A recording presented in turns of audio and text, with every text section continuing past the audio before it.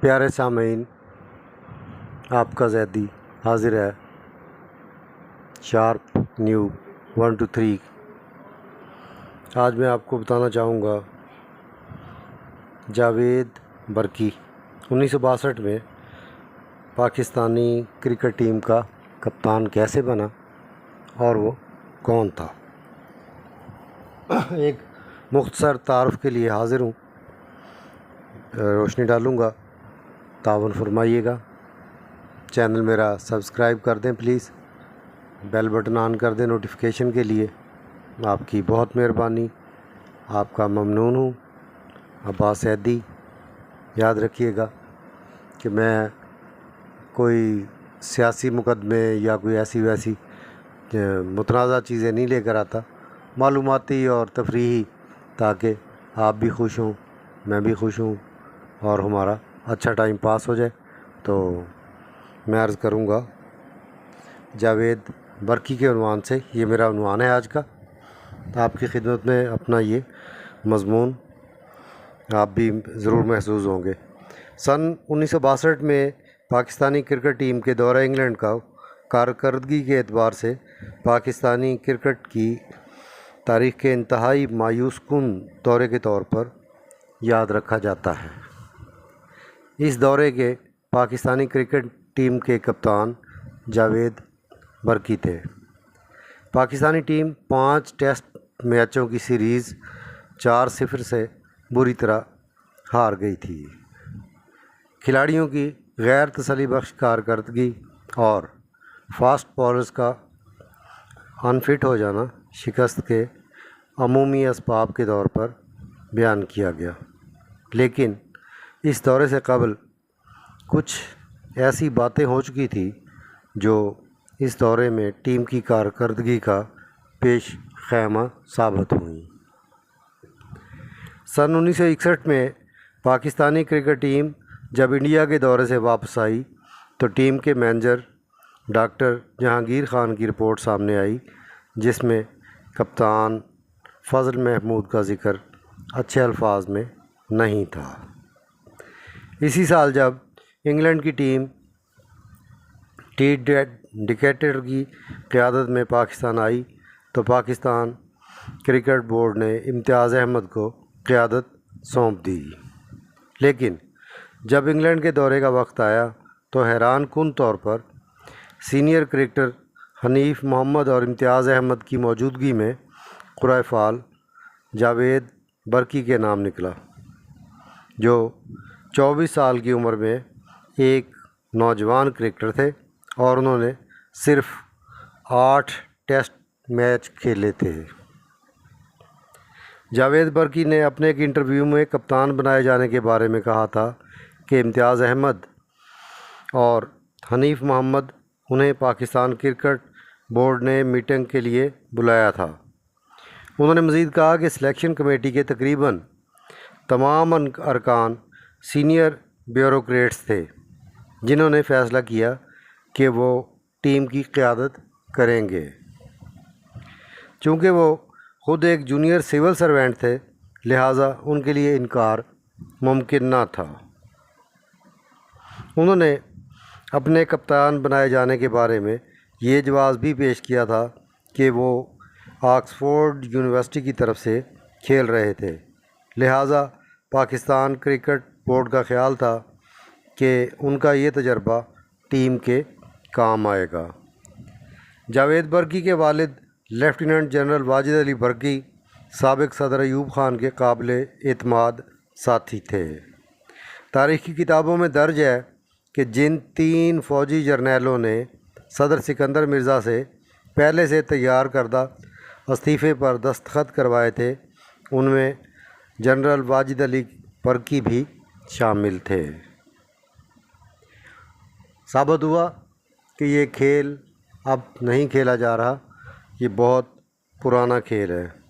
فضل محمود نے اپنی کتاب فرام ڈسک ٹو ڈان میں جاوید برقی کو کپتانی دیے جانے کا تفصیل سے ذکر کیا ہے اور یہ دعویٰ کیا ہے کہ اوپر سے آئے ہوئے احکامات کے سبب جاوید برقی کو کپتانی سونپ دی گئی۔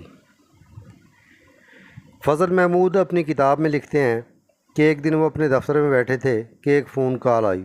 آپریٹر نے کہا کہ فضل صاحب، میں آپ کو یہ گفتگو سنوا رہا ہوں، لیکن آپ خاموشی سے سنیے گا، کچھ نہیں بولیے گا، ورنہ میری نوکری چلی جائے گی۔ فضل محمود لکھتے ہیں کہ اس کے بعد اس شخص نے مجھے ٹیلی فونک گفتگو سنوائی۔ وہ پاکستان کرکٹ بورڈ کی ایڈ ہاک کمیٹی کے اس وقت کے سربراہ جسٹس AR کارنیلیس اور کسی اعلیٰ افسر کے درمیان تھی۔ اس میں وہ اعلیٰ افسر جسٹس کارنیلیس سے کہہ رہے تھے، ہم جس کے بارے میں کہہ رہے ہیں آپ نے اسے پاکستانی ٹیم کا کپتان بنانا ہے۔ جسٹس کارنیل کا جواب تھا، سر آپ فکر نہ کریں، تعمیل ہو جائے گی۔ آواز آئی، فضل محمود کا کیا ہوگا؟ جواب دیا گیا، اس کا ہم خیال رکھ لیں گے۔ فضل محمود نے اپنی کتاب میں مزید لکھا ہے کہ یہ گفتگو سن کر ان کا خون کھول اٹھا تھا اور وہ کئی راتوں تک سو نہ سکے۔ فضل محمود نے لکھا ہے کہ جب انگلینڈ کے دورے میں پاکستانی ٹیم پے در پے شکست سے دوچار ہوئی تو پورے ملک میں انہیں انگلینڈ بھیجنے کی صدائیں بلند ہونے لگیں۔ اخبارات میں کالم اور مضامین لکھے گئے۔ پہلے تو کرکٹ بورڈ نے اس پر توجہ نہ دی، لیکن پھر ایک دن انہیں پیغام ملا کہ پاکستان کرکٹ بورڈ کے سربراہ جسٹس کارنیلیس ان سے ملنا چاہتے ہیں، تو وہ ان سے سپریم کورٹ کے ان کے چیمبر میں ملے۔ جسٹس کارنیلیس اس وقت پاکستان کے چیف جسٹس بھی تھے۔ فضل محمود کے مطابق جسٹس کارنیلیس نے جب ان سے کہا کہ آپ انگلینڈ جا کر ٹیم میں شامل ہو جائیں تو وہ حیران رہ گئے، کیونکہ انہوں نے ہی اعلیٰ حکام کو انہیں کرکٹ سے دور رکھنے کے بارے میں یقین دہانی کروائی تھی، اور اب وہ ان سے ٹیم میں شامل ہونے کی درخواست کر رہے تھے۔ فضل محمود نے لکھا ہے کہ انہوں نے جواب دیا کہ وہ پریکٹس میں نہیں ہیں، لہٰذا ان کے لیے یہ ممکن نہیں۔ جسٹس کارنیلیس بہت شرمندہ تھے اور انہوں نے ان سے معذرت بھی کی اور کہا کہ پاکستانی ٹیم کو آپ ہی ہزیمت سے بچا سکتے ہیں۔ فضل محمود نے اپنی کتاب میں جسٹس کارنیلیس کے بارے میں جو کچھ بھی لکھا ہے وہ اس لیے بھی حیران کن ہے کہ جسٹس کارنیلیس کو عام طور پر ایک اصول پسند شخص کے طور پر یاد رکھا جاتا ہے۔ فضل محمود نے اپنی کتاب میں لکھا ہے کہ وہ چوتھے ٹیسٹ میچ سے چند روز پہلے انگلینڈ پہنچے تھے۔ انہوں نے لکھا ہے کہ پاکستانی ٹیم لگاتار 3 ٹیسٹ میچ ہار چکی تھی، تاہم جاوید برکی کا ان کے ساتھ رویہ اچھا نہ تھا۔ فضل محمود کہتے ہیں کہ ٹرینٹ برج کے چوتھے ٹیسٹ میں انہوں نے 60 اوور تک طویل بولنگ سپیل کیا اور 130 رنز دے کر 3 وکٹیں حاصل کیں، لیکن جب بھی انہوں نے جاوید برکی سے اپنی پسند کی فیلڈ سیٹ کرنے کے لیے کہا تو انہوں نے انکار کر دیا۔ دوسری جانب جاوید برکی نے اپنے ایک انٹرویو میں فضل محمود کو انگلینڈ بھیجے جانے کے فیصلے کو غلط قرار دیتے ہوئے کہا تھا کہ ہم مینجمنٹ تیز بولر بشیر حیدر کو انگلینڈ بلانا چاہتے ہیں، لیکن فضل محمود کو بھیج دیا گیا، جو اس وقت تک اپنا اثر کھو چکے ہیں۔ جاوید برکی نے اس انٹرویو میں فضل محمود کے لیے سلو میڈیم لیگ سپنر کا لفظ استعمال کیا تھا۔ فضل محمود نے اس کے اوول کے 5ویں اور آخری ٹیسٹ میں 49 اوور کیے اور 192 رنز دے کر 2 وکٹیں حاصل کیں۔ یہ وہی اوول گراؤنڈ تھا جہاں انہوں نے 1954 کے ٹیسٹ میں 12 وکٹیں لے کر پاکستان کو تاریخی جیت سے ہمکنار کروایا تھا، لیکن اس وقت کے اور اب کے فضل محمود میں واضح فرق آ چکا تھا۔ اس بار نہ پاکستان جیتا اور نہ ہی وہ دل کی بالکونی کے نیچے شائقین جمع ہوئے، جن کے پرجوش نعروں کا فضل محمود ہاتھ ہلا کر جواب دیتے، اور اس طرح فضل محمود خاموشی کے ساتھ کرکٹ کی دنیا کو الوداع کہہ گئے۔ سبق یہیں ختم نہیں ہوا، سبق آگے چلتا رہا، اور یہی سفارشی نظام اب بھی اسی طرح قائم و دائم ہے کہ کرکٹ کوئی کھیل رہا ہوتا ہے، کپتان کوئی ہوتا ہے، اور اچانک کوئی نکال کر سامنے کر دیا جاتا ہے کہ یہ آج سے آپ کا کیپٹن ہوگا، یہ ہارورڈ کا پڑھا ہوا ہے یا آکسفورڈ کا یہ پڑھا ہوا ہے۔